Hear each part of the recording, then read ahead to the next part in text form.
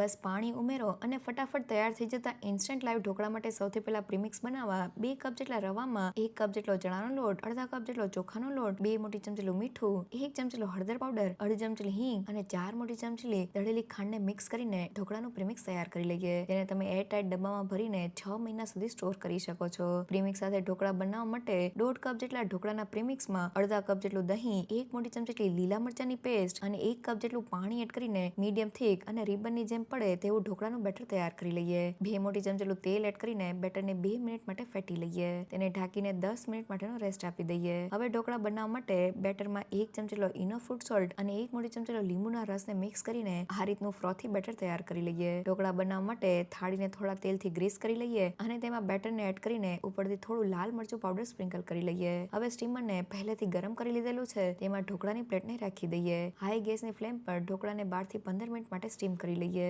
15 minute પછી ઢોકળા એકદમ સારી રીતે ફૂલી ગયા છે. તેને બહાર લઈ લઈએ અને થોડા ઠંડા કરી લઈએ. પ્લેટથી અલગ કરીને જોઈએ તો એકદમ સોફ્ટ ઢોકળા તૈયાર થયા છે. ઢોકળાના વઘાર માટે વઘારીમાં થોડું તેલ, રાઈ, સફેદ તલ, લીલા મરચાના ટુકડા અને લીમડાના પાનને સાતળીને વઘારને તૈયાર કરી લઈએ. ગરમા ગરમ વઘારને ઢોકળામાં એડ કરીને ઉપરથી થોડા કોથમીરના પાન એડ કરીને મિક્સ કરી લઈએ. વઘાર સાથે ઢોકળાનો સ્વાદ તો વધી જાય છે પણ તે ઠંડા થયા પછી પણ ખાવામાં એકદમ સોફ્ટ લાગે છે. આપણા ઢોકળા તૈયાર થયા છે. તેને ઇન્સ્ટન્ટ પ્રીમિક્સ સાથે જરૂરથી ટ્રાય કરજો.